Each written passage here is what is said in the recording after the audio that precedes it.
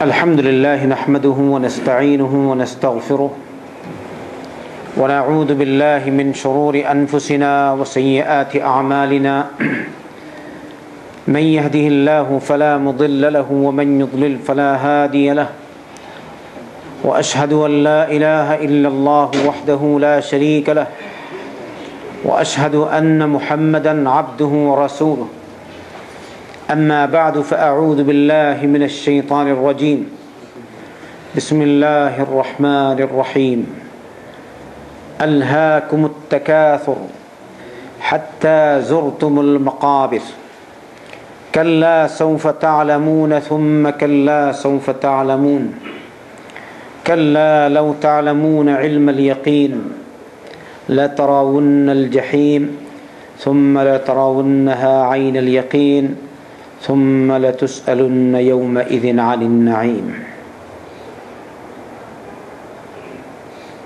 এই সূরার নাম সূরাতুত তাকাসুর। গত সপ্তাহে আমরা এই দর্শে সূরাতুল আসরের তাফসীর সংক্ষিপ্ত আকারে পেশ করেছি। আজকে সূরাতুত তাকাসুরের তাফসীর সংক্ষিপ্ত আকারে পেশ করা হবে ইনশাআল্লাহ। এইসব সূরাগুলির প্রয়োজনীয়তা বেশি, কারণ এগুলো সাধারণত লোকজন ছোট ছোট সূরা সালাতে আদায় করেন বা পড়েন।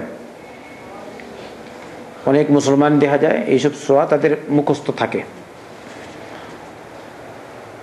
কুল আউযু বিরাব্বিন নাস বা সূরাতুল ফাতিহা থেকে নিয়ে দিক থেকে এ যাবৎ সূরাতুল আসর পর্যন্ত তাফসীর হয়েছে। আপনারা ওগুলো শুনবেন, জ্ঞান অর্জন করার চেষ্টা করবেন আর প্রচার করার চেষ্টা করবেন। শুধু একবার দর্শ শুনলে হবে না, তাই ব্যবস্থাপনা রয়েছে, রেকর্ড। আমাদের দর্শগুলি আবার আলহামদুলিল্লাহ বর্তমানে ইউটিউবে যাচ্ছে, ফেসবুকে আপনারা দেখতে পাচ্ছেন। অনেকেই শুনছে।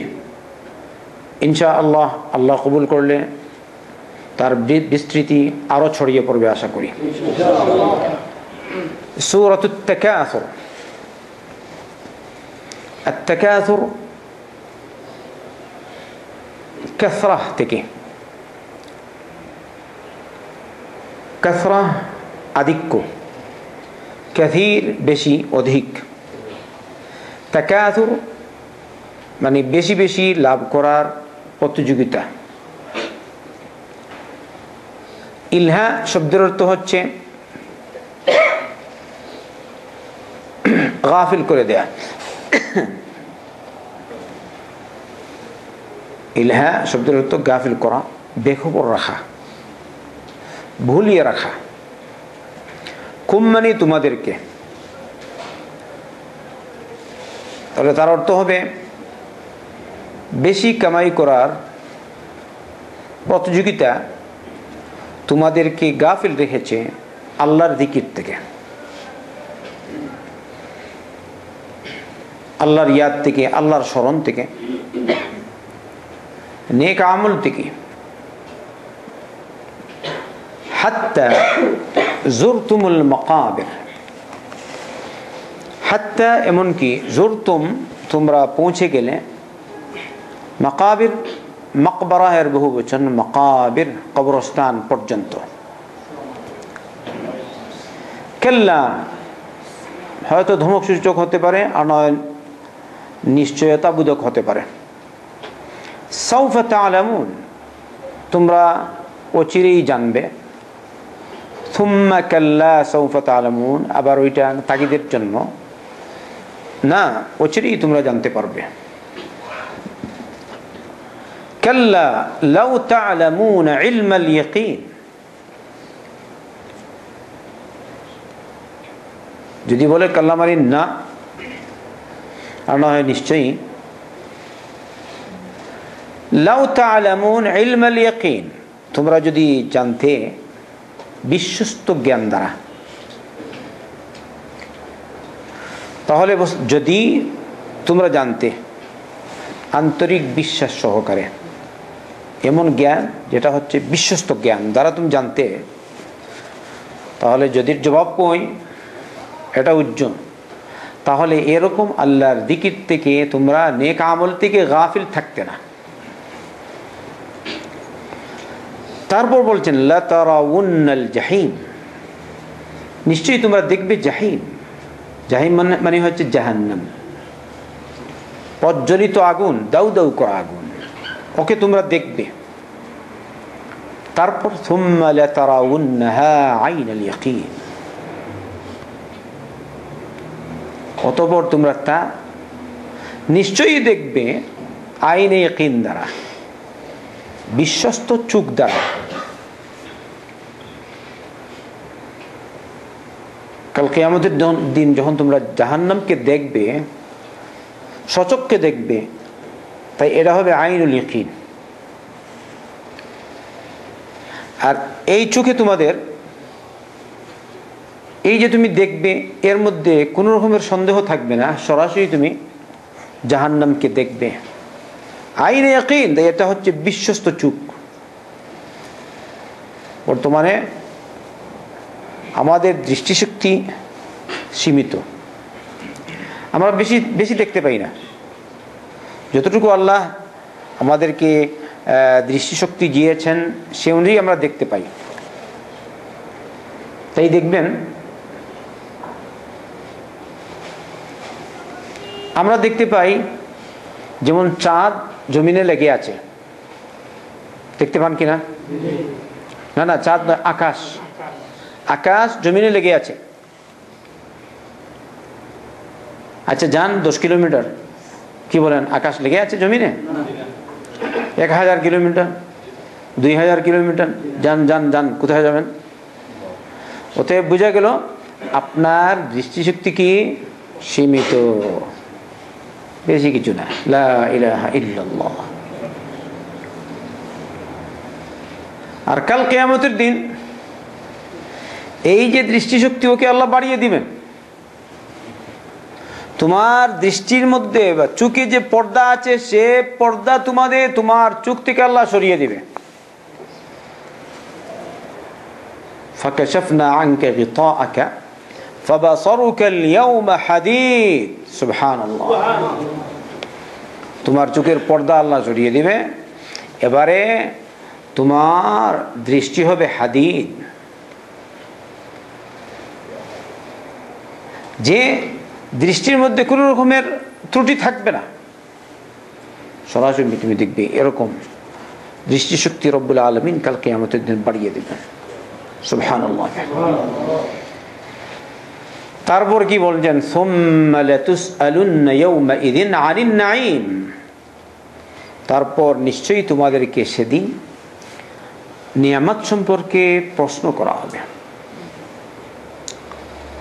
আল্লাহ যেসব নিয়ামত আমাদেরকে দিয়েছে, যাই আমরা উপভোগ করছি, যেসব নিয়ামত আমরা দুনিয়াতে পাচ্ছি, এর মধ্যে থেকে সর্বোত্তম যে নিয়ামত আমরা মনে করি তা হচ্ছে হিদায়াত। কি বলেন ভাই? ইসলাম। যদি আল্লাহ আমাদেরকে হিদায়াত না দিতেন তাহলে আমরা হিদায়াত পেতাম? মসজিদে যেতে পারতেন? কোরআন পড়তে পারতেন? সেন্টারে আসতে পারতেন?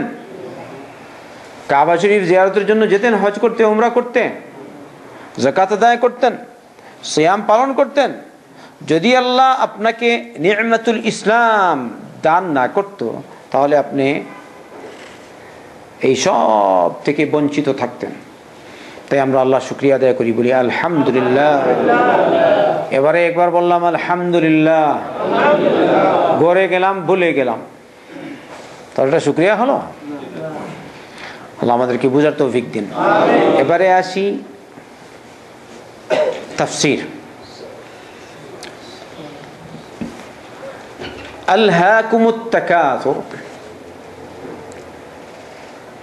তোমাদেরকে বেশি বেশি সম্পদ লাভ, দুনিয়া লাভ, এটাই বেশি মনে হচ্ছে স্পষ্ট, আল্লাহু আলাম। কারণ মানুষ দুনিয়া কামাই করার জন্যই প্রতিযোগিতা করে বেশি। এটা যেমন স্বভাবগত গুণ, লা হাওলা ওয়ালা কুওয়াতা ইল্লা বিল্লাহ। ও কামাই করেছে 1000, তো আমি কামাই করব 2000। ও 3000 তো আমি 4 অথবা আরো বেশি। ও বিল্ডিং একটা বানিয়েছে, আমি বানাবো আরো বড়। ও 10 তলা তো আমি বানাবো 40 তলা। ও টাওয়ার শুধু বাস উনায়জা শহরের জন্য বড় টাওয়ার, আমি বানাবো সমস্ত সারা সৌদি আরবের মধ্যে 1 নম্বর টাওয়ার। ঠিক না ঠিক বলেন তো? এই প্রতিযোগিতায় কাউকে উৎসাহ দিতে হয় না, সে নিজেই বস উৎসাহিত। আস্তাগফিরুল্লাহ আল আযীম। আর ঈমান আনার জন্য উৎসাহ দিতে হয়, নেক আমলের জন্য উৎসাহ দিতে হয়। আর দুনিয়া কামাই করার জন্য যে উৎসাহ, এটা এমনিতেই হয়ে যায়। কারণ আল্লাহ রাসূল সাল্লাল্লাহু আলাইহি ওয়াসাল্লাম বলেছেন, হুফফাতিল জান্নাতু বিল মাকারিহ ওয়া হুফফাতিন নারু বিশ শাহাওয়াত। জান্নাতের চতুর্দিকে জান্নাতকে ঘিরে আছে মাকারিহ, কষ্টদায়ক বস্তুসমূহ। তাই জান্নাত পেতে হলে আপনাকে কষ্ট সহ্য করতে হবে। মন চাইবে আমি ঘুমাচ্ছি, ফজরের সময় আযান, মুয়াজ্জিন বলছে as-salatu খায়রুম মিনান নাওম, ঠিক না? এখন আমার কষ্ট হচ্ছে, আল্লাহ কিরকম জাগি, অনেক কষ্ট। কারণ ব্যাপার হলো কি, ইমানটা দুর্বল। হয়তো আপনি ঘুমিয়েছেন 10টায়, আযান হয়েছে 4:55-তে অথবা 57-তে। আপনি এখন উঠবেন না, কারণ ওখানে শয়তান লেগে আছে। শয়তান বলছে মুশকিল, এত আদরের ঘুম ছেড়ে কিরকম যাবে? তাই মুয়াজ্জিন বলল as-salatu খায়রুম মিনান নাওম। সে তার উল্টা বলছে সালাত ঘুম থেকে ভালো, আর সে ঘুমাচ্ছে। তাহলে তার মানে কি হবে? উল্টাটা হবে না? উল্টা অর্থ কি হবে আপনারা বলেন তো? নামাজ থেকে ঘুম ভালো। এটা বাস্তবতা না? বাস্তবতা তো বুঝতে পারছেন আপনারা? হয়তো কেউ কেউ এখানে থাকতে পারে যে নামাজ পড়ে না ফজরে, বলে উস্তাদ আপনি তো বড় মুশকিল করে দিলেন। এরকম তো আর হবে না। হ্যাঁ, হতে পারে। তাই আমি বাস্তবতাকে সামনে রেখে কথা বলছি। আপনি ফজরের সময় ঘুমাচ্ছেন, মুয়াজ্জিন বলছে as-salatu খায়রুম মিনান নাওম। সালাত ঘুম থেকে ভালো। আর কতটুকু ভালো শেষ নাই, অনেক ভালো। সুবহানাল্লাহ। কিন্তু আপনি ঘুমাচ্ছেন, তাহলে তার অর্থ ওইটাই আগে যেরকম আপনি বলেছেন। আমি আর আরবিতে বলবো না। হ্যাঁ, নাউযুবিল্লাহ বলেন, নাউযুবিল্লাহ। আলহাকুমুত তাকাসুর, গাফিল করে রেখেছে দুনিয়া কামাইয়ের লোভ। বেশি বেশি কামাই করি। দুনিয়া কামাই করার জন্য যদি আপনাকে 4টায় উঠতে হয়, আপনি উঠবেন। যদি বলে আজকে ঘুমাও না, আপনি বলবেন অসুবিধা নেই, ঘুমাবো না। ঠিক না? আর আখিরাত কামাইয়ের জন্য যেহেতু আমরা সচেককে দেখছি না, এই জন্য আমাদের কষ্ট হয়ে যায়। কিন্তু সব মানুষ সমান না। কালিলুম মিন ইবাদিয়াশ শাকুর, রব বলেছেন আমার শুকরগুজার বান্দা কম। তাই দেখবেন যাদের ভিতরে ঈমান আছে, ওরা নেক কাজ করে, পয়সা পাক আর না পাক, কারণ তারা স্বাদ পাচ্ছে। কিসের? ঈমানের স্বাদ। নেক আমল করে স্বাদ পাচ্ছে। পয়সা কম অথবা নাই, কিন্তু সে অগ্রাধিকার দিচ্ছে কাকে? আখিরাতকে। ওয়াল আখিরাতু খায়রুন ওয়া আবকা। রব বলেছেন আখিরাত হচ্ছে সর্বোত্তম আর চিরস্থায়ী। সুবহানাল্লাহ। আখিরাত কখনো ক্ষয় নাই। আখিরাতের যখন আপনি জান্নাতে যাবেন, জান্নাত থেকে আর বের হবেন না ইনশাআল্লাহ। আল্লাহ আমাদের সকলকে জান্নাতি বানান। সবাই জান্নাতে যেতে চান? সত্যি নাকি? ইনশাআল্লাহ। তাহলে আমাদেরকে যেন নেক আমল থেকে শয়তান গাফিল না করে। শুধু ইয়া ফুলুস ইয়া ফুলুস, টাকা পয়সা, হায় রে ফুলুস হায় রে ফুলুস, কিন্তু পয়সা কামাইয়ের লোভ শেষ হয় না। ঠিক না? ও আর শেষ নেই। এজন্য দেখবেন মুসনাদ ইমাম আহমদে একটি রিওয়ায়াত আছে আব্দুল্লাহ বিন শাখীর রাদিয়াল্লাহু আনহু থেকে, তিনি বলছেন ইনতাহাইতু ইলা রাসূলিল্লাহি সাল্লাল্লাহু আলাইহি ওয়াসাল্লাম ওয়া হুয়া ইয়াকুল আলহাকুমুত তাকাসুর يقول ابن آدم مالي مالي وهل لك من مالك إلا ما أكلت فأفنيت أو لبست فأبليت أو تصدقت فأمضيت سبحان الله বলছেন আব্দুল্লাহ বিন শাখীর রাদিয়াল্লাহু আনহু, আমি আল্লাহর রাসূল সাল্লাল্লাহু আলাইহি ওয়াসাল্লামের কাছে আসলাম, এমনি মুহূর্তে তিনি পাঠ করলেন আলহাকুমুত তাকাসুর। এই শব্দ পাঠ, এই আয়াতটি পাঠ করলেন। কি পাঠ করলেন? আলহাকুমুত তাকাসুর, অর্থাৎ বেশি বেশি সম্পদের কামাইয়ের প্রতিযোগিতা তোমাদেরকে গাফিল করে রেখেছে। এরপর বললেন আল্লাহ রাসূল সাল্লাল্লাহু আলাইহি ওয়াসাল্লাম ইয়াকুলু ইবনু আদম মালি মালি, আদম সন্তান বলে আমার মাল আমার মাল, তাই না? আমার মাল আমার মাল। বলছেন আল্লাহ রাসূল সাল্লাল্লাহু আলাইহি ওয়াসাল্লাম ওয়া হাল লাকা মিন মালিকা ইল্লা মা আকালতা ফাআফনাইত, আরে তোমার মাল তো ওই মাল যে মাল তুমি খাবে আর নষ্ট করবে, যে মাল আপনি খেলেন ওটা কি আপনার। আর আরেকটা আওলা বিস্তা ফাআবলাইতা, কাপড় পরিধান করলে আর পুরাতন করলে এটা তোমার। এটা আমরা বুঝি কিনা? খাবার খাই এটা আমার কিনা, তারপর এটা নষ্ট হয়। হ্যাঁ আল্লাহ রাসূল সাল্লাল্লাহু আলাইহি ওয়াসাল্লাম বলছেন। আর আরেকটা কি আওলা বিস্তা ফাআবলাইতা, কাপড় পরিধান করলে পুরাতন করলে হ্যাঁ তোমার। আর আরেকটা এইটা বেশি উপকারী, আও তাসাদদাকতা ফাআমদাইতা, কিংবা সদকা করলে আর ওরা আল্লাহর দরবারে গচ্ছিত রাখলে। এই তিনটার মধ্যে কোনটা বেশি উপকারী? সদকা, ঠিক না? কিন্তু আগের দুইটাও করতে হবে, করতে হবে কিনা? খাবার খেতে হবে, বলো আলহামদুলিল্লাহ খাচ্ছি, আরো খাবো ইনশাআল্লাহ তাআলা। আমৃত্যু খাবো, কিন্তু অতিরিক্ত খেলে আবার অসুবিধা, আবার এটা নিয়মতান্ত্রিক। খাবারের আদব যখন বলবো তখন অনেক আলোচনা আসবে ইনশাআল্লাহ তাআলা। আও লাবিস্তা ফাআবলাইতা, কাপড় পরিধান করব এটা হচ্ছে আমার। এজন্য দেখুন যখন আমরা খাবার খাই, কাপড় পরিধান করি, বিসমিল্লাহ বলে কাপড় পরিধান করি, বিসমিল্লাহ বলে খাবার খাই। যখন খাবার খাওয়া শেষ, কাপড় পরিধান করলাম, তারপর বলি আমরা সবাই আলহামদুলিল্লাহ, বলেন কিনা ভাই? আচ্ছা, খাবারের দোয়া হচ্ছে আলহামদুলিল্লাহিল্লাযী আত'আমানি হাযা আত-তা'আমা ওয়া রাযাকানিহি মিন গায়রি হাওলিন মিন্নি ওয়ালা কুওয়া। আমার নবী মুহাম্মাদুর রাসূলুল্লাহ সাল্লাল্লাহু আলাইহি ওয়াসাল্লাম বলেছেন, যদি কোনো ব্যক্তি খাবার খেয়ে এই দোয়া পাঠ করে তাহলে ওই ব্যক্তির পিছনের সমস্ত গুনাহ রব্বুল আলামিন মাফ করে দেন। কথা বলছেন, তাহলে আলহামদুলিল্লাহ বলবেন কিনা? খাবার খায় শুধু খাবার যে ও বাস গপের মাধ্যমেই চলে গেছে। আচ্ছা, আরেকটা কথা বলি, আপনি আপনি না বলে বলি, যারা সিগারেট খায় তারা কি বলে সিগারেট খায়? উত্তর দিন। যদি মুসলমান হয় তাহলে সিগারেট খাওয়ার সময় কি বিসমিল্লাহ বলবে?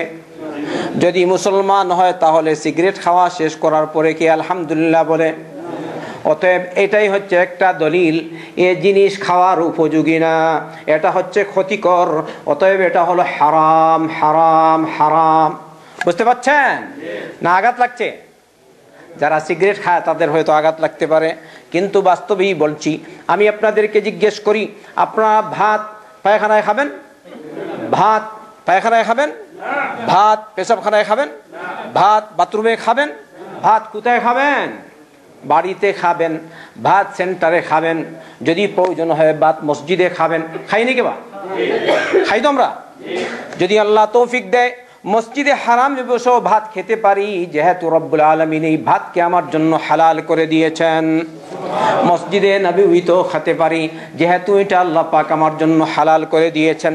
রুটি খেতে পারি, খেজুর খেতে পারি, জমজমের পানি খেতে পারি, সবই পানি খেতে পারি, জুস খেতে পারি, সবই খেতে পারি, কিন্তু সিগারেট কিন্তু আল্লাহর ঘর মসজিদে খেতে পারি না। খেতে পারেন? আল্লাহর ঘর মসজিদে হারাম, বায়তুল্লাহ খেতে পারবেন সিগারেট? নবীর মসজিদ মসজিদে নববী সাল্লাল্লাহু আলাইহি ওয়াসাল্লামে আপনি সিগারেট খাবেন? অতএব এটা হচ্ছে আরেকটা দলিল, সিগারেট খাওয়া জায়েজ না। সিগারেট খাওয়া বুঝে আসছে নাকি? আরেকটা দলিল শুনো, আমার নবী মুহাম্মদুর রাসূলুল্লাহ সাল্লাল্লাহু আলাইহি ওয়াসাল্লাম বলেছেন, তোমরা পেঁয়াজ খেয়ে রসুন খেয়ে মসজিদে যাও না, কারণ মসজিদে যদি তোমরা এই অবস্থায় যাও তাহলে ফেরেশতাদের কষ্ট হবে। কারণ যেসব কারণে মানুষের কষ্ট হয় ওইসব কারণে ফেরেশতাদেরও কষ্ট হয়। আমি আপনাদেরকে জিজ্ঞেস করি, যদি কোনো ভালো লোক হয় তার সামনে যদি আপনি সিগারেট খান তাহলে তার কষ্ট হবে কিনা? মসজিদের ইমাম যদি বলা হয় তার সামনে যদি তুমি সিগারেট খাও তাহলে তার কষ্ট হবে। আমি বলি আমার সামনে যদি কেউ সিগারেট খায় তাহলে আমার কি কষ্ট হবে না? আচ্ছা, আপনারা যদি ডায়াবেটিস রোগে আক্রান্ত হন তাহলে তো আপনার কষ্ট হবে, যদি অন্য কোনো রোগে আক্রান্ত হন তাহলে আপনার কষ্ট হবে। অতএব যেভাবে কাঁচা পেঁয়াজ খেয়ে মসজিদে খাওয়া জায়েজ হয় না, এর থেকে আরো মারাত্মক হচ্ছে সিগারেট। ঠিক না ভাই? অতএব যারা সিগারেট খান আপনারা তওবা করুন, আল্লাহর দিকে রুজু করুন, এটা পরিত্যাগ করুন। অন্যদিকে দেখো, সিগারেট খেলে তুমি আল্লাহর নাম নিচ্ছ না। আমি পড়ছি আল্লাহকুমুত তাকাসুর হাত্তা যুরতুমুল মাকাবির, কোরআন পড়ছি, আপনাদের সামনে দর্শ পেশ করছি। এমনি মুহূর্তে যদি আমার পানির প্রয়োজন হয় আমি পানি খেতে পাচ্ছি কিনা? সিগারেট খেতে পারবো? যদি আমি সিগারেট খাই তাহলে আপনারা আমাকে কি বলবেন বলেন তো? সেদিন ইউটিউবে দেখেছিলাম বা ফেসবুকে, কোন এক মন্ত্রী বাংলাদেশে একটা মজলিসে বসে সে এরকম সিগারেট টানছে। আপনারা দেখেছেন নাকি না? তারপরে তুলপাড় সৃষ্টি হয়ে গেছে। অতএব আমি সবাইকে বলি, আপনি বলেন এই মন্ত্রী কিরকম এইরকম একটা মঞ্চে বসে সে কিরকম সিগারেট খেলো, আপনি দাবি উপস্থাপন করছেন। পরে মন্ত্রী নাকি আপনাদের কথা শুনে সে সবার কাছে উজর পেশ করেছে। ঠিক না ভাই? আচ্ছা, আমি বলি আপনারা তাকে খারাপ পেলেন কেন? যেহেতু সে সিগারেট খাচ্ছে। আচ্ছা, ওই জায়গায় যদি সে চা খেত তাহলে কি বলতেন? উত্তর দিন। কেউ কোনো প্রতিবাদ করবে? যদি তার প্রয়োজন হয় পানি খাবে, কেউ প্রতিবাদ করবে? যদি একটা খেজুর দিন আমার তো অসুবিধা হচ্ছে, হাতে খাবে, কেউ তার প্রতিবাদ করবে? তাহলে বোঝা গেল সিগারেট হালাল না হারাম? যে জিনিস আল্লাহ খারাপ পায়, যে জিনিস ফেরেশতাগণ খারাপ পায়, যে জিনিস ভালো লোকজন খারাপ পায়, যে জিনিস সাধারণ লোকজন পর্যন্ত যে সিগারেট খায় সেও মনে করে এটা খারাপ, তাহলে এই জিনিসটি কিরকম হালাল হতে পারে? অতএব সিগারেট হচ্ছে হারাম। আল্লাহকুমুত তাকাসুর। দেখেন আল্লাহ রাসূল সাল্লাল্লাহু আলাইহি ওয়াসাল্লাম কি বলেছেন? আদম সন্তান বলে আমার মাল। আরে তোমার মাল তো তাই যা তুমি খেলে আর নষ্ট করলে। অতএব সব জিনিস খাবেন না, হারাম জিনিস খাবেন, সিগারেট খাবেন না, মদ খাবেন না, এরকম যে কোনো জিনিস যাই ক্ষতিকর তা থেকে আমরা যেন দূরে থাকি। আল্লাহ আমাদের তৌফিক দান করুন।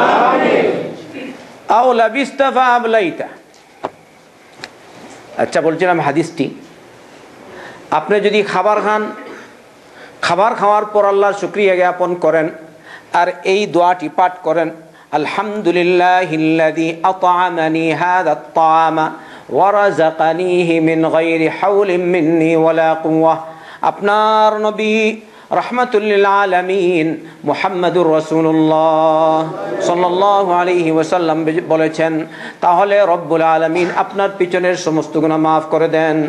সুবহানাল্লাহ। এমনি ভাবে আপনি যদি কাপড় পরিধান করেন, আপনি কি পরেন? হয়তো আপনি পাঞ্জাবি পরেন, আপনি কি পরেন, হয়তো আপনি শার্ট পরেন, আপনি কোপ কি পরেন, হয়তো আপনি কোট পরেন, হয়তো আপনি লুঙ্গি পরেন। যে কোনো কাপড় পরিধান করার পরে রব্বুল আলামিনের শুকরিয়া আদায় করেছে, বলছে আলহামদুলিল্লাহিল্লাযী কাসানি হাযা ওয়া রাযাকানিহি মিন গায়রি হাওলিন মিন্নি ওয়ালা কুওয়া। আলহামদুলিল্লাহিল্লাযী কাসানি হাযা আস-সাওবা ওয়া রাযাকানিহি মিন গায়রি হাওলিন মিন্নি ওয়ালা কুওয়া। এই কাপড় যে রব্বুল আলামিন, যে আল্লাহ আমাকে এই কাপড় পরিধান করার তৌফিক দিয়েছে, ওই আল্লাহর সমস্ত শুকরিয়ার সমস্ত প্রশংসা। এই কাপড় আল্লাহ আমাকে আমার নিজ কামাই ছাড়াই, আমার শক্তি ছাড়াই আমাকে এই কাপড় পরিধান করার তৌফিক দিয়েছেন। কে দিয়েছে বলেন? আপনি যে শক্তি, কামাই করার মতো শক্তি, আপনাকে এই কামাই করার মতো শক্তি কে দিল? আপনি কিন্তু কামাই করতে পারতেন না, আপনি আপনার হাত নাড়াতে পারতেন না, আপনি আপনার পা নাড়াতে পারতেন না, আপনি আপনার জিহ্বা নাড়াতে পারতেন না, আপনি আপনার শরীর নাড়াতে পারতেন না, যদি রব্বুল আলামিন আপনাকে তৌফিক না দিত। সত্য না মিথ্যা? তাহলে আমাদের জন্য উচিত আমরা বেশি বেশি করে রব্বুল আলামিনের শুকরিয়া আদায় করব। বলবেন তো ইনশাআল্লাহ? আলহামদুলিল্লাহ। তাহলে আল্লাহ নবী কি বলেন সাল্লাল্লাহু আলাইহি ওয়াসাল্লাম? বলেন, হে আদম, হে বনি আদম, হে আদম সন্তান, তুমি যা খাবে তা হবে তোমার, যা পড়বে তা হবে তোমার। আর কি? আরেকটা, আও তাসাদদাকতা ফাআমদাইতা, কিংবা সদকা করলে আর এটা আল্লাহর দরবারে আমানত রেখে দিলে। সুবহানাল্লাহ। সদকা করলে কোথায় যাবে? আল্লাহর দরবারে। হ্যাঁ, শুনুন, মাফি হিনা আলহাকুমুত তাকাসুর। কামাই করি, হালাল কামাই, নিয়মতান্ত্রিক, অসুবিধা নাই, কিন্তু যেন আমাকে আল্লাহর দিকের থেকে গাফিল না করতে পারে। কামাই করব, কিন্তু সালাত থেকে যেন এই কামাই আমাকে গাফিল না করতে পারে। ঠিক না? ঠিক। নির্ধারিত সময়ে সালাত পড়ব, কামাই করছি, এমনি মুহূর্তে আজান হয়ে গেছে, বলবো রে বাবা আর কামাইয়ের প্রয়োজন নাই, আজান হয়ে গেছে, মুয়াজ্জিন বলছে আল্লাহু আকবার। সবাই একবার বলেন আল্লাহু আকবার। আল্লাহ সবার বড়। কি বলছে মুয়াজ্জিন? আল্লাহ সবার বড়, আল্লাহ। আর আপনি যদি বলেন না না আর একটু পয়সা কামাই করে নেই তারপরে যাব, আরে জামাত মিস হলেও অসুবিধা নেই, আরে যদি একদিন মিসই হয়ে যায় নমাজ তো আর কি অসুবিধা হবে? শয়তান এরকম এসে কুমন্ত্রণা দেয়, বুঝতে পারছেন? একদম সাথে সাথে ঢুকে না। আজকে বলবে সব সময় তো নিয়মিত আপনি জামাতের সাথে তাকবীর উলার সাথে সালাত আদায় করেন, একদিন মিস অসুবিধা নেই, একদিন মিস করলেন তো হালকা হালকা হালকা হলো বিষয়টা, পরে আরেকদিন বলবে হ্যাঁ রে তাকবীর ওলা মিস হয় তো, তেমন আরেক রাকাত এক রাকাত গেলে আর কি হয়? হ্যাঁ শয়তান বললাম। আরেকদিন ও বড় জোর 2 রাকাত যাবে আর কি। আরেকদিন বললেন জামাত মিস হলে কি হয়, দ্বিতীয় জামাতে পড়ে দেবে। আরেকবার বললেন ও দ্বিতীয় জামাত না পেলেও তুমি ওখানে পড়ে না, কি আসলে? আরেকদিন বলবে আরে জামাত সবসময় তো নামাজ পড়ো, একক তার মিস হলে আর কি হয়? শয়তান বুঝেন তো শয়তান কিরকম? আমাদের মন তাই নাকি? শয়তান শয়তানের মতো, বলো নাউযুবিল্লাহি মিন যালিক। তাই শয়তান হচ্ছে সবচেয়ে বড় প্রতারক আর ধোঁকাবাজ। এজন্য রব্বুল আলামিন শয়তানকে বলেছেন আল গারুর, ওয়ালা ইয়াগুররান্নাকুম বিল্লাহিল গারুর। তোমাদেরকে যেন বড় ধোঁকাবাজ আল্লাহর দিকের থেকে ধোঁকায় না ফেলতে পারে, তোমাদেরকে যেন ধোঁকা না ফেলে। কে বড় ধোঁকাবাজ? ওটা কোনটা? শয়তান। আলহাকুমুত তাকাসুর। এরপরে আসি, আমি বলেছি সংক্ষিপ্ত তাফসীর, তাই না? এরপরে হাত্তা জুরতুমুল মাকাবির। এই অবস্থায় আসছো বা এই অবস্থায় তুমি আছো আর হঠাৎ করে মৌত এসে গেছে। কি আসলো রে? আমাদের কে আছে যে জানে আমাদের মৃত্যু আগামী বছর পর্যন্ত আসবে না? কেউ জানে? কেউ কি বলতে পারে আমি আরো 10 বছর জিয়ে থাকবো, কেউ কি বলতে পারে আমি আরো 20 বছর বাকি থাকবো বা জিয়ে থাকবো, কেউ কি বলতে পারে এখানে যার বয়স 25 বা 22, 23 এরকম লোক থাকতে পারে, অপেক্ষামূলক কম বয়স্ক। ওরা কি বলতে পারে আমি 50 বছর পর্যন্ত জীবন লাভ করব? কে বলতে পারবে? যার বয়স 50 হয়েছে সে কি বলতে পারবে আমি আরো 50 বছর বাঁচবো? কেউ তো বলতে পারে না। রব্বুল আলামিন বলেন আলহাকুমুত তাকাসুর হাত্তা, তারপরে বলেন তো হাত্তা হাত্তা যুরতুমুল মাকাবির, হাত্তা যুরতুমুল মাকাবির, এমনকি তোমরা কবরস্থানে পৌঁছে গেলে, কবরস্থান ভ্রমণ করলে, জিয়ারত করলে। আর কবর হচ্ছে ভাই আখিরাতের প্রথম ঘাঁটি, এখান থেকেই শুরু হয়ে যায় কবর। কবরে যখন আপনাকে রাখা হবে, নিয়মতান্ত্রিক দুই ফেরেশতা এসে আপনাকে প্রশ্ন করবেন, মার রাব্বুকা ওয়া মা দীনুক ওয়া মান হাযা আর-রাজুলুল্লাযী বুইসা ফীকুম, তোমার রব কে, তোমার দিন কি, আর এই যে ব্যক্তি তোমাদের কাছে পাঠানো হয়েছিল সে কে। আপনার ঈমান যদি মজবুত হয় পৃথিবীতে, আপনি সাথে সাথেই উত্তর দিবেন, বলবেন আমার রব আল্লাহ। কি বলবেন? আল্লাহ। আমার রব আল্লাহ। আপনি বলবেন আমার দিন ইসলাম, আর বলবেন ওই যে ব্যক্তিকে আমাদের কাছে প্রেরণ করা হয়েছিল তিনি হচ্ছেন মুহাম্মাদুর রাসূলুল্লাহ সাল্লাল্লাহু আলাইহি ওয়াসাল্লাম। এবারে এই জায়গায় যদি আপনি পরীক্ষায় আটকে যান তাহলে বাকি সব পরীক্ষায় আটকে যাবেন।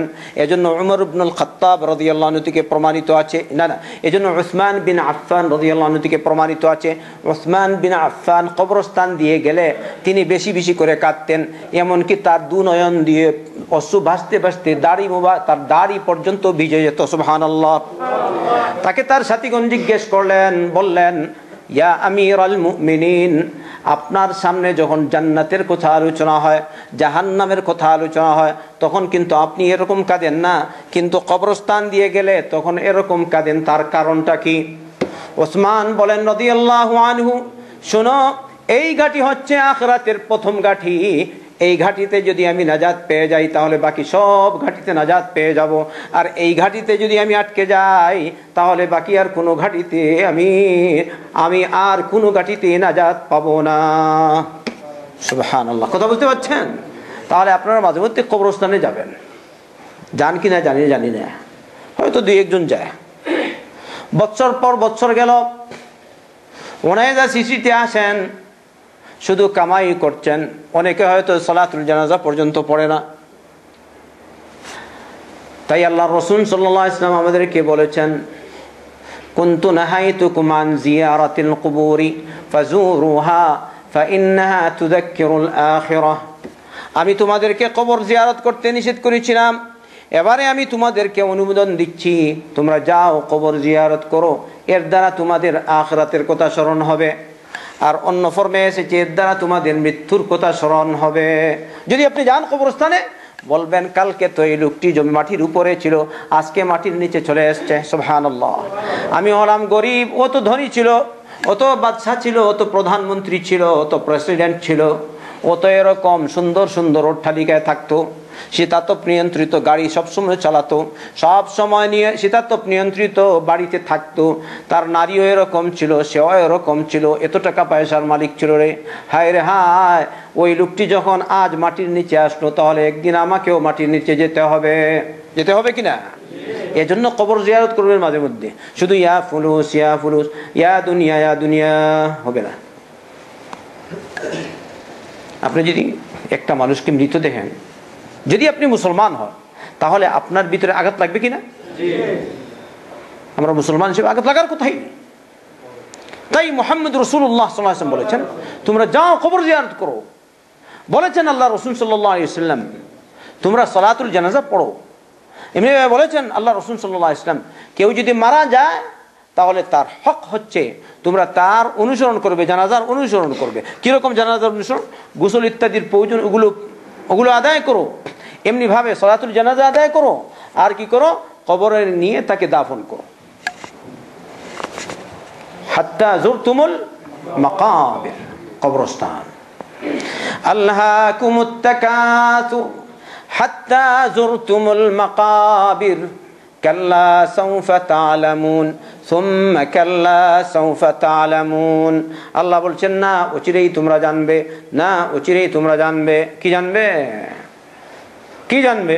ওই যে দুনিয়া শুধু দুনিয়া করতে, আমার জিকির থেকে যে তোমরা গাফিল থেকে গেছো, এর ভয়াবহ পরিণতি কি তা তোমরা দেখতে পাবে একদিন সামনে গিয়ে। কাল্লা সাউফা তা'লামুন সুম্মা কাল্লা সাউফা তা'লামুন।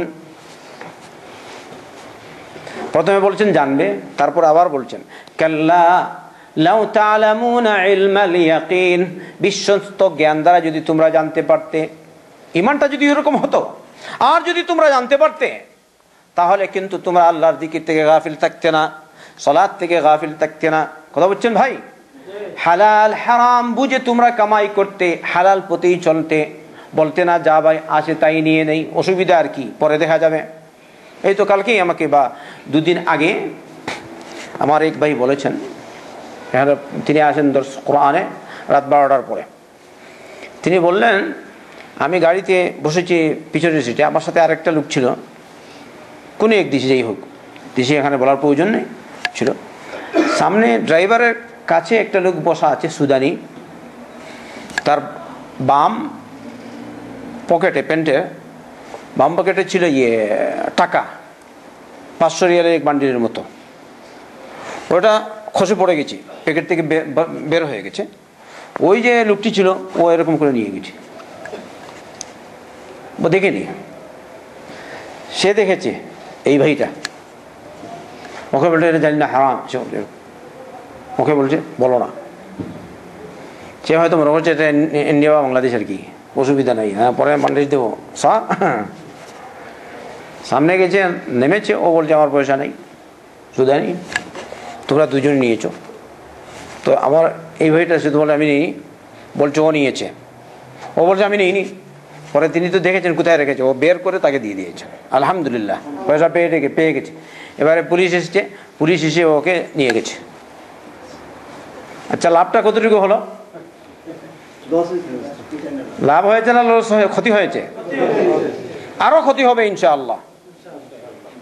এতটুক শয়তান, আল্লাহর ভয় নাই।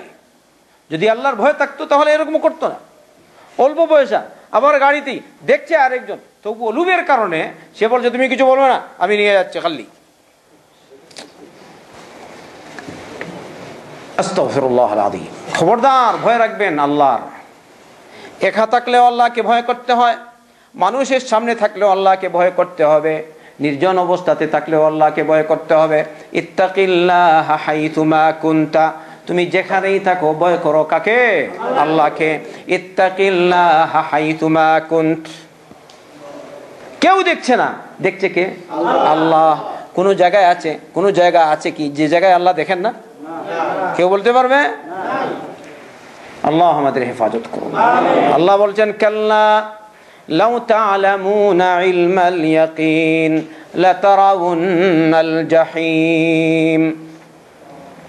এবারে আসুন, লাতারাউন্নাল জাহিম, তোমরা জাহিম দেখবে। জাহিম মানে দুজক। সুম্মা লাতারাউন্নাহা আইনাল ইয়াকিন, আইনাল ইয়াকিন, তারপর একদম বিশ্বস্ত চোখ দ্বারা তোমরা ওই জাহান্নামকে দেখবে সরাসরি। আল্লাহ রাসূল সাল্লাল্লাহু আলাইহি ওয়াসাল্লাম বলেছেন কিয়ামতের দিন জাহান্নামকে 70,000 শিকল দিয়ে বেঁধে কিয়ামতের মাঠে আনা হবে। কত হাজার শিকল? আর প্রতি শিকলে 70,000 ফেরেশতা টানবেন ওকে। প্রতি শিকলে কত হাজার ফেরেশতা থাকবে? 70,000 ফেরেশতা। জাহান্নামের ভয়াবহতা কতটুকু আর কত বড় জাহান্নাম! একটি শিকলে 70,000 ফেরেশতা, এরকম করে 70,000 শিকল রয়েছে। 70,000 শিকলের সাথে 70,000 ফেরেশতা, প্রতি শিকলে 70,000 ফেরেশতা টেনে টেনে জাহান্নামকে জনসম্মুখে পেশ করা হবে। লাতারাউন্নাল জাহিম সুম্মা লাতারাউন্নাহা আইনাল ইয়াকিন। আল্লাহু আকবার।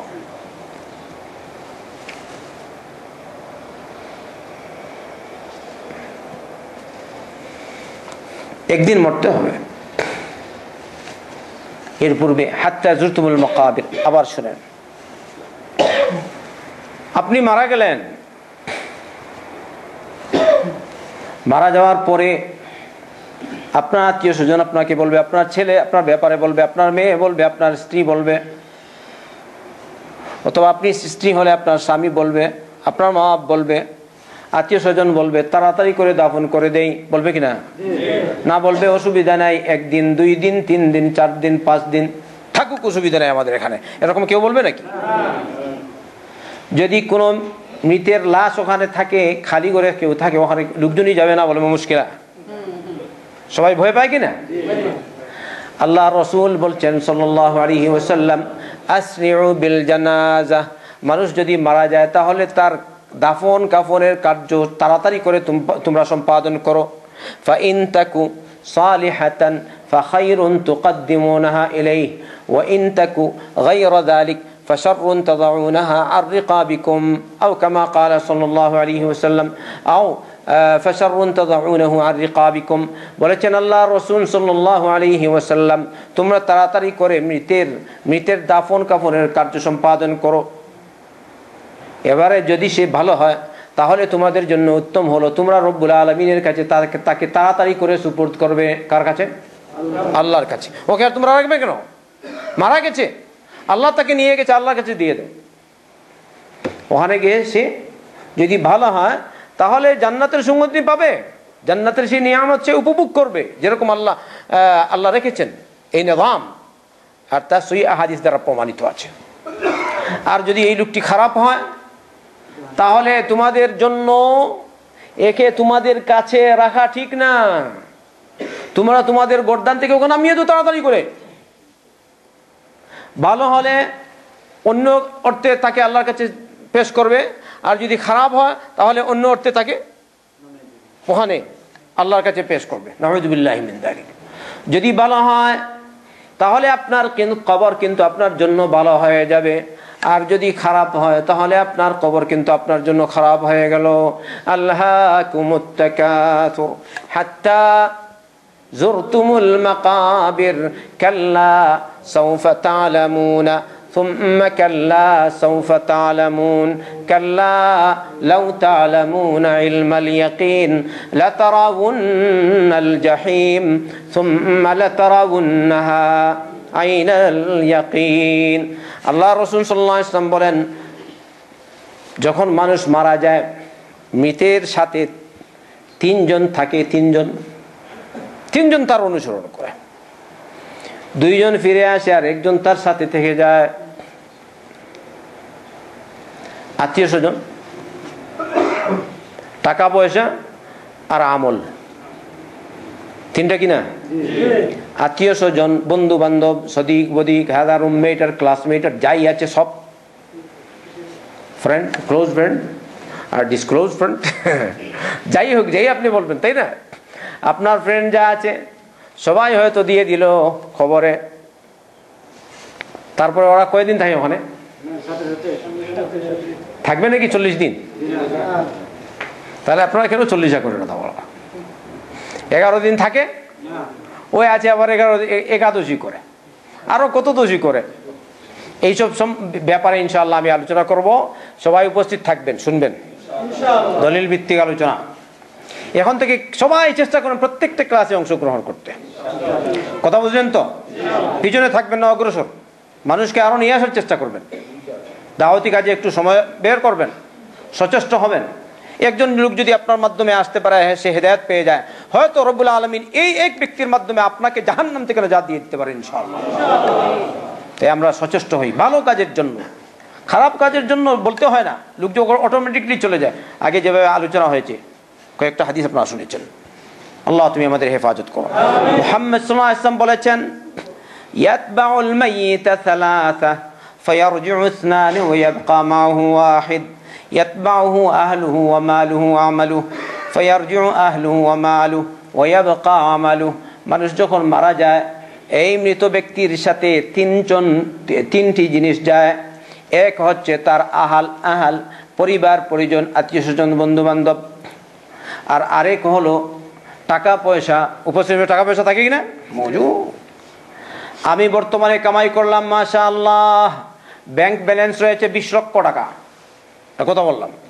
ব্যাংক ব্যালেন্স রয়েছে 5 লক্ষ টাকা, ব্যাংক ব্যালেন্স রয়েছে 10 লক্ষ টাকা, ব্যাংক ব্যালেন্স রয়েছে 50 লক্ষ টাকা, ব্যাংক ব্যালেন্স রয়েছে 1 কোটি টাকা। এরকম যে যত বড় ওই হিসাবে চলছে, তাই না? আমি যখন মারা যাব আমার ব্যাংক ব্যালেন্স কি আমার সাথে যাবে বলেন তো? আমি যখন মারা যাব আমার এত বিঘা জমি রয়েছে, শত শত বিঘা জমি, আমার সাথে কতটুকু জমি যাবে বলেন তো? হায় রে হায়, আমার অনেক আত্মীয় স্বজন রয়েছে, বন্ধু বান্ধব রয়েছে, আমার পার্টি রয়েছে, দল রয়েছে, আমার শক্তি অনেক, ওইসব শক্তি আপনার সাথে যাবে?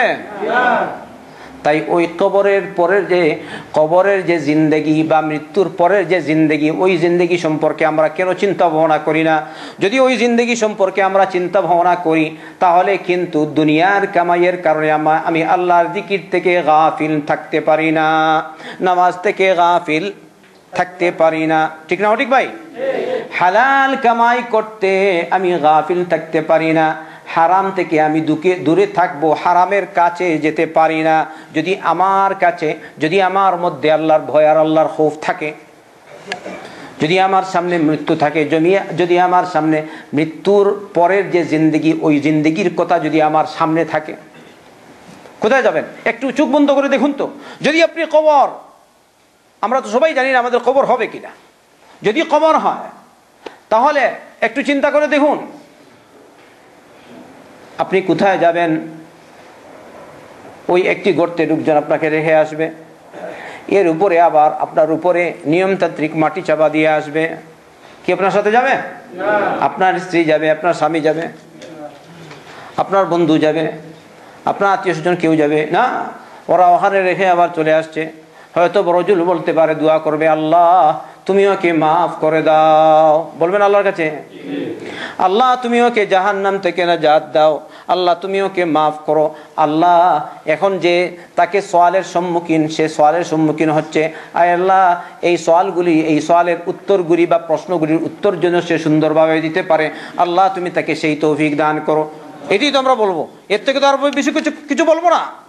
না, ফেরেশতাদেরকে বলবো তোমরা ওর ধন থেকে কিছু নিয়ে যাও আর ওকে মাফ করে দাও। বলবেন নাকি ভাই? না, কাকে বলবেন? আল্লাহুম্মা গফিরলাহ, আল্লাহুম্মা আরহাম, আল্লাহ তুমি তাকে মাফ করো, আল্লাহ তুমি তার উপর রহম করো। এটাই তো বলি, জানাজার সালাতে তাই পড়তে হয়, আল্লাহুম্মা গফির লাহু ওয়ারহামহু ওয়াআফিহি ওয়াফু আনহু ওয়া আকরিম নুজুলাহু ওয়াসি' মুদখালাহু ওয়াগসিলহু বিল মা'i ওয়াস সালজি ওয়াল বারাদ ওয়া নাক্কিহি মিনাদ দুনুবি আও মিনাল খাতায়া কামা নাক্কাইতা আস-সাওবাল আবিয়াদা মিনাদ দানাস আল্লাহুম্মা আবদিলহু দারান খায়রান মিন দারিহি ওয়া আহলান খায়রান মিন আহলিহি। বলি কি আমরা? اللهم أدخله الجنة وأعذه من عذاب القبر ومن عذاب النار। سبحان الله। এটা হচ্ছে কবর, এই মৃতের জন্য দোয়া। কোন জায়গায় দোয়া করবেন? সালাতুল জানাজায় কবরে রাখো তাকে, এর জন্য দোয়া, ও আল্লাহ তুমি তাকে মাফ করো, আল্লাহ তুমি তার উপর রহম করো, আল্লাহ তুমি কবর আযাব থেকে তাকে নাজাত দাও, আল্লাহ জাহান্নাম থেকে তুমি তাকে নাজাত দাও। টাকা পয়সা কই যাবে? যাবে ভাই? তাহলে ওই টাকা পয়সা সারা জীবন নিজে না খেয়ে শুধু কামাই করলাম, পয়সা, বিল্ডিং বানালাম, এই করলাম সেই করলাম, কিন্তু এই সব রেখে আমি চলে গেলাম, তাহলে এবারে আমার সাথে কি যাবে? আল্লাহর নবী সাল্লাল্লাহু আলাইহি ওয়াসাল্লাম বলেন, তোমার টাকা পয়সা তোমার সাথে যাবে না, তোমার আত্মীয় স্বজন তোমার সাথে যাবে না, একটা জিনিস যাবে, আর তা হচ্ছে আমল। কি যাবে? আমল বুঝেন? যে কোনো আমল, যদি আপনি ভালো আমল করেন তা, আর যদি খারাপ আমল করেন তা, তাই তো? এই হচ্ছে আমল। এবারে যদি আপনি ভালো আমল করে থাকেন তাহলে এর বদলে রব্বুল আলামিন আপনাকে কবর আযাব থেকে মুক্তি দান করবে। আর যদি খারাপ আমল করেন তাহলে কবর আযাব থেকে নাজাত পাবেন নাকি? এখানেই শুরু হয়ে যাবে ইন্না লিল্লাহি ওয়া ইন্না ইলাইহি রাজিউন। তাই আল্লাহ বলছেন, কাল্লা লাউ তা'লামুনা ইলমাল ইয়াকিন, যদি তোমরা বিশ্বস্ত জ্ঞান দ্বারা জানতে পারতে তাহলে কিন্তু আমার জিকির থেকে তোমরা গাফিল হতে না। এরপরে আল্লাহ বলছেন, লা তারাউন্নাল জাহিম, নিশ্চয়ই তোমরা জাহান্নামকে দেখবে। আমাদের বিশ্বাস জাহান্নাম আছে কিনা? আল্লাহ রাসূল সাল্লাল্লাহু আলাইহি ওয়াসাল্লাম তাহাজ্জুদের সালাতে পড়তেন একটি দোয়া, এর মধ্যে থেকে একটা আছে, আন-নারু হাক্কুন ওয়াল জান্নাতু হাক্কুন। কি বলতেন? আন-নারু হাক্কুন ওয়াল জান্নাতু হাক্কুন, জাহান্নাম সত্য, জান্নাত সত্য। আমাদের বিশ্বাস রয়েছে জান্নাত আছে, জাহান্নাম আছে। যদি আল্লাহ আমাদেরকে বাঁচায়, নাজাত দেয় জাহান্নাম থেকে, তাহলে আমরা ইনশাআল্লাহ জান্নাত পাবো, জান্নাতে যাব। আমি বললাম কারণ এটা আমাদের ইচ্ছাধীন নয়। কার ইচ্ছাধীন? আল্লাহর ইচ্ছাধীন। কিন্তু আমাদের আশা রব্বুল আলামিন আমাদেরকে মাফ করে দিবেন, আমাদেরকে জাহান্নাম থেকে নাজাত দিবেন, আল্লাহ আমাদেরকে কবর আযাব থেকে নাজাত দিবেন, আল্লাহ আমাদের সকলকে জান্নাতুল ফিরদাউস দান করবেন ইনশাআল্লাহ। আশা আছে তো? তাহলে সেন্টারে আরো বেশি করে আসবে, আল্লাহর জিকিরের মজলিসে আরো বেশি করে আসা উচিত। যারা গাফিল হয়ে বসে আছে ওদেরকে নিয়ে আসা উচিত। আল্লাহ তুমি আমাদের তৌফিক দাও। তারপরে আল্লাহ রাসূল আল্লাহ রাব্বুল আলামিন বলছেন লা তারাউন্নাল জাহিম, এরপরে সুম্মা লা তারাউন্নাহা আইনাল ইয়াকিন, একদম বিশ্বস্ত চোখ দ্বারা তোমরা তা দেখবে। তারপরে কি? সুম্মা লা তুসআলুন্না ইয়াউমাইদিন আনিন নাঈম, ওই কিয়ামতের দিন হায় রে হায় মুশকিল। খেয়াল করো, কিয়ামতের দিন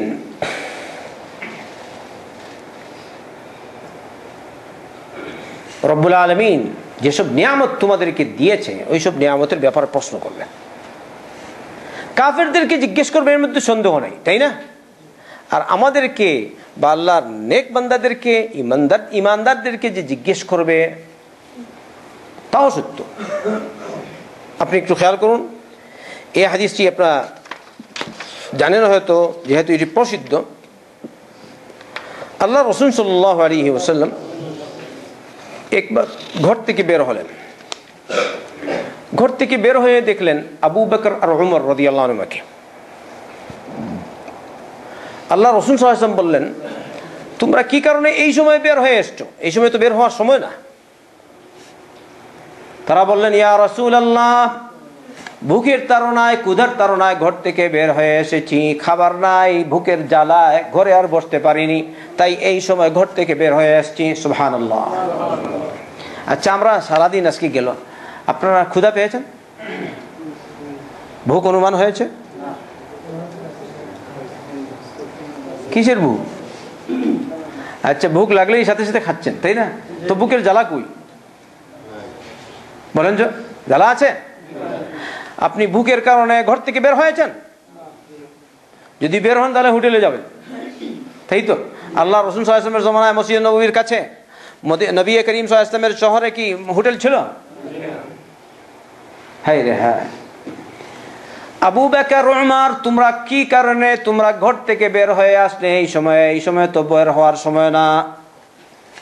তারা বললেন, ইয়া রাসূলুল্লাহ, মা আখরাজানা ইল্লাল জু', আমাদেরকে ভুক ঘর থেকে বের করিয়ে দিয়েছে। ওই সময় আমার নবী মুহাম্মাদুর রাসূলুল্লাহ সাল্লাল্লাহু আলাইহি ওয়াসাল্লাম তিনি বললেন, ওয়াল্লাহি মা আখরাজানি ইল্লাল জু', আমি বলছি আমি ওই ভুকের কারণে বের হয়েছি। হায় রে হায়, সাইয়্যিদুল কাউনাইন মুহাম্মাদুর রাসূলুল্লাহ সাল্লাল্লাহু আলাইহি ওয়াসাল্লামের ঘরে খাবার নাই, তার ঘরে খাবার নেই। নবী করিম সাল্লাল্লাহু আলাইহি ওয়াসাল্লাম সেই ইসলামী রাষ্ট্রের রাষ্ট্রপ্রধান, কিন্তু খাবার নাই। যার জন্য সাহাবে একরাম রাদিয়াল্লাহু আনহুম আজমাইন জান মাল সব বিসর্জন দিয়েছেন আর বিসর্জন দিতে রাজি, এত সত্ত্বেও তার ঘরে খাবার নেই। বলছেন, আমি বুকের জ্বালায় ঘর থেকে বের হয়ে এসেছি।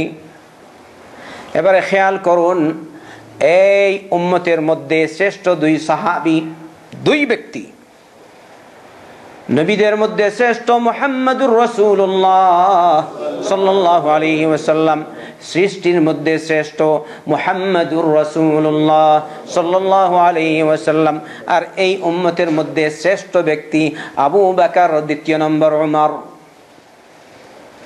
তাহলে এরা সবাই শ্রেষ্ঠ, নাই খাবার নাই। আপনার কি একটু অনুমান হয় আল্লাহ নবী সাল্লাল্লাহু আলাইহি ওয়াসাল্লাম এরকম কষ্ট করেছেন আর আপনি বলছেন ভুকও নাই, কিছুই নাই, তবু আপনি নামাজ পড়েন না? ডিউটির সময় আযান হয়েছে, আপনি আযান শুনছেন না। দাবিতে এক নম্বর, নবীর প্রেমের প্রেমিক, বলে কিনা? বাস্তবে নবীর প্রেম বলতে কিছুই নেই, ধোঁকা, মিথ্যা দাবি। এবারে আল্লাহ রাসূল সাল্লাল্লাহু আলাইহি ওয়াসাল্লাম বললেন, এসো আমরা যাই অমুক সাহাবীর বাড়িতে। আনসারী এক সাহাবীর বাড়িতে গেলেন। ওখানে গিয়ে বলছেন, অমুক কোথায়? তার স্ত্রী বললেন, ইয়া রাসূলুল্লাহ যাহাবা ইস্তাদিবু লানাল মা। হে আল্লাহ রাসূল সাল্লাল্লাহু আলাইহি ওয়াসাল্লাম, উনি অমুক জায়গায় গেছেন আমাদের জন্য মিঠা পানি নিয়ে আসার জন্য, আমাদের জন্য পানি নিয়ে আসার জন্য গেছেন।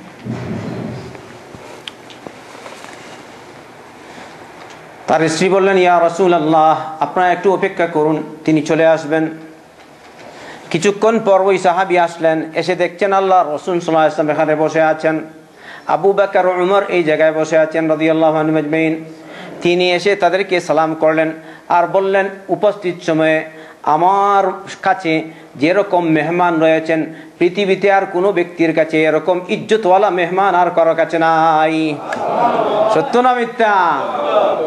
হায় রে হায়, এই সাহাবীর বাড়িতে এসে গেছেন আল্লাহর রাসূল সাল্লাল্লাহু আলাইহি ওয়াসাল্লাম, এসেছেন আবু বকর সিদ্দিক রাদিয়াল্লাহু আনহু, এসেছেন ওমর ইবনুল খাত্তাব রাদিয়াল্লাহু আনহু।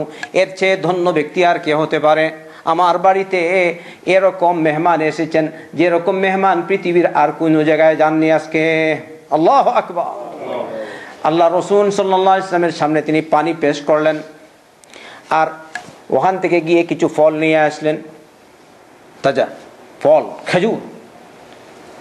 আল্লাহ রাসূল সাল্লাল্লাহু আলাইহি ওয়াসাল্লাম ওগুলো খেয়েছেন। পরে তিনি হাতে নিলেন ছুরি নিয়ে যাচ্ছেন, হয়তো একটা ছাগল বা একটা বকরি জবাই করবেন। আল্লাহ নবী বললেন, ইয়াকা ওয়াল হালুব, দুধের বকরি বা দুধের প্রাণী কিন্তু তুমি জবাই করবে না, দুধের ইজ্জত বেশি। যদি দুধের বকরি হয় তাহলে এর দ্বারা আরো লোকজন খাবে, দুধ পান করবে, তাই তো? এরকম দুধের বকরি তুমি জবাই করবে না। তিনি গেলেন, জবাই করে নিয়ে এসে অল্প সময়ের মধ্যে খাবার টাবার রান্না করে নিয়ে এসছেন। আর আরবের খাবার, আসল খাবার তো আপনারা জানেন, তো এত সময় লাগে না আমাদের মতো। কিছু মশলা এরকম কষাতে হয়, তারপরে এরকম করতে হয়, তারপরে এরকম করতে হয়, কত কিছু, তাই তো?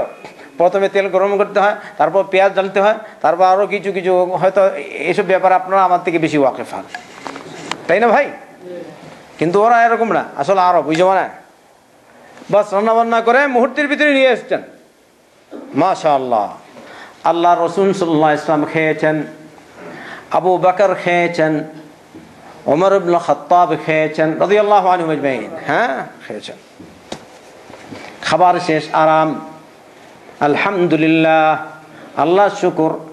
আমার নবী মুহাম্মদ সাল্লাল্লাহু আলাইহি ওয়াসাল্লাম আবু বকর আর ওমরকে বললেন, শোনো, আল্লাহ এই যে নিয়ামত তোমরা পেয়েছো, এই নিয়ামত তোমরা উপভোগ করেছো, এই নিয়ামত সম্পর্কে তোমাদেরকে কাল কিয়ামতের দিন আল্লাহর দরবারে জবাবদিহি করতে হবে। সুবহানাল্লাহ। তাহলে কি অবস্থা, আমরা যে ভুক ছাড়াই খাই। হ্যাঁ, কত খাবার ফ্রিজে আছে, সবার বাসায় ফ্রিজ আছে নাকি? আমার যেমন এখানে আছে, সবার বাসায় আছে। আচ্ছা, ঘরে চাউল আপনারা থলেকে থলে নিয়ে আসেন, তাই না? সবজি যখন নিয়ে আসেন শুধু একদিনে না, কয়েকদিনে নিয়ে আসেন।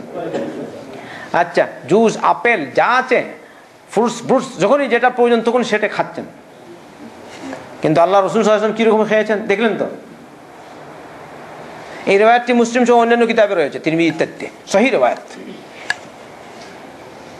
এর দ্বারা বোঝা গেল আমরা যেসব নিয়ামত উপভোগ করছি এইসব নিয়ামত সম্পর্কে আমাদেরকে জিজ্ঞেস করা হবে। শেখ ইবনে উথাইমিন রাহমাতুল্লাহ আলাইহি বলছেন, মুসলমানদেরকে যে নিয়ামত সম্পর্কে জিজ্ঞেস করা হবে তার মানে স্মরণ করিয়ে দেওয়া হবে। বলি আলহামদুলিল্লাহ, এর থেকে বেশি কিছু না, এর থেকে বেশি কিছু না। স্মরণ করিয়ে দেওয়া হবে তোমরা এরকম। আর কাফিরদেরকে তাওবীখ, জাজর, ওদেরকে ধমক দেওয়ার জন্য, তোমাদেরকে এসব নিয়ামত দিয়েছি, তোমরা কি করলে, তারপরে তাদের পরিণাম কি হবে এটা তো আপনারা বুঝতে পারছেন। আল্লাহ আমাদের হেফাজত করুন, জাহান্নাম থেকে নাজাত দিন। তাই আমরা যেসব নিয়ামত আল্লাহর পক্ষ থেকে পাচ্ছি ওগুলোর শুকরিয়া যেন বেশি বেশি করে আদায় করি আর এর কদর করি। প্রত্যেক দিন আল্লাহ আমাদেরকে খাবার দিচ্ছে। আপনি একটু চিন্তা করলেন, পৃথিবীতে উপস্থিত সময়ে কত রাষ্ট্র আছে আর বাইরে যাওয়ার কি প্রয়োজন? আমার দেশেই কত মানুষ আছে দিনমজুর, আর অনেক আছে দিনমজুরিও করতে পারে না, কোন কিরকম যে চলছে আল্লাহু আলাম। আছে কিনা বাংলাদেশে? যান গিয়ে দেখুন কি অবস্থা, জনগণের দেশের অবস্থা। ইন্ডিয়া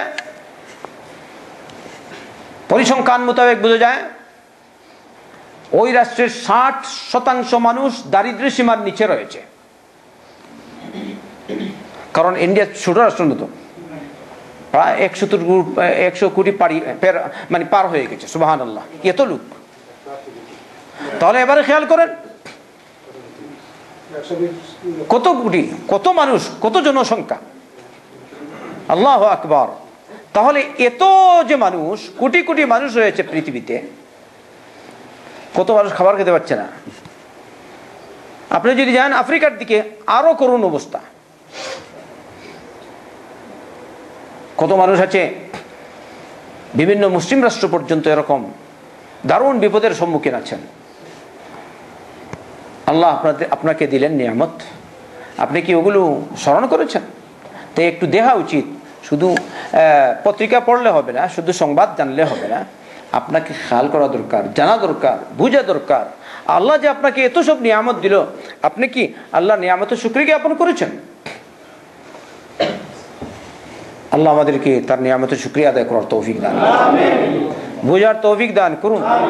শুধু আসলাম আর গেলাম এরকম যেন না হয়, এর থেকে যেন আমরা শিক্ষা লাভ করি। ঠিক আছে তো ইনশাআল্লাহ? আল্লাহ তুমি আমাদেরকে তৌফিক দান করো। আল্লাহ আমাদের মা বাবাদেরকে মাফ করো, আমাদেরকে মাফ করো, দুনিয়ার সমস্ত মুসলমানদেরকে মাফ করো। আয় আল্লাহ যারা পথভ্রষ্ট এদেরকে হেদায়েত দাও। আয় আল্লাহ আমাদের মধ্য থেকে যারা গুমরাহ যদি কেউ থাকে, আল্লাহ তুমি তাকে হেদায়েত দাও। যদি কপট মন নিয়ে কেউ এখানে আসে, আল্লাহ তুমি তাকে হেদায়েত দাও। আল্লাহ কেউ যদি বেনামাজ থাকে, তাহলে তাকে সালাত আদায় করার তৌফিক দাও। আল্লাহ কেউ যদি এরকম থাকে যে হারামখোর, আল্লাহ তাকে হারাম কামাই পরিত্যাগ করে হালাল কামাই করে চলার তৌফিক দান করো। আল্লাহ আমাদের সকলকে তৌফিক দাও। আল্লাহ আমাদের সকলকে তৌফিক দাও। আল্লাহ তুমি আমাদেরকে জাহান্নাম থেকে নাজাত দাও, কবরের আযাব থেকে নাজাত দাও। সহজভাবে বেশি বেশি করে হালাল কামাই করার তৌফিক দাও। আমাদের কামাইয়ের মধ্যে বরকত দাও। আল্লাহ তুমি আমাদেরকে দুনিয়া আখিরাতের কল্যাণ দাও। আল্লাহ দুনিয়া আখিরাতের কল্যাণ দাও। আমাদের জানে মালে বরকত দাও। ربنا آتنا في الدنيا حسنة وفي الآخرة حسنة وقنا عذاب النار. ربنا هب لنا من أزواجنا وذرياتنا قرة أعين واجعلنا للمتقين إماما. আল্লাহ পৃথিবীর সমস্ত সারা পৃথিবীর মুসলমানদের উপর তুমি রহম করো। মুসলমানদেরকে কোরআন সুন্নাহর দিকে ফিরে আসার তৌফিক দাও। আয় আল্লাহ মজলুম মুসলমানদেরকে সাহায্য করো। আল্লাহ জালিমদেরকে পাকড়াও করো। আল্লাহ জালিমদেরকে পাকড়াও করো। আল্লাহ জালিমদেরকে পাকড়াও করো। মজলুমদেরকে উদ্ধার করো। আমাদের দেশ বাংলাদেশে তুমি হেফাজত করো। সারা বিশ্বের মুসলিম রাষ্ট্রগুলির হেফাজত করো। সারা দুনিয়ার মুসলমানদের হেফাজত করো। আমাদের সকলের ঈমান আমলের হেফাজত করো। রব্বানা তাকাব্বাল মিন্না ইন্নাকা আনতাস সামিউল আলিম ওয়া তুব আলাইনা ইন্নাকা আনতাত তাওয়াবুর রহিম। আল্লাহুম্মা সাল্লি ওয়া সাল্লিম ওয়া বারিক আলা নাবিয়্যিনা মুহাম্মদ ওয়া আলা আলিহি ওয়া সাহবিহি আজমাইন। জাযাকুম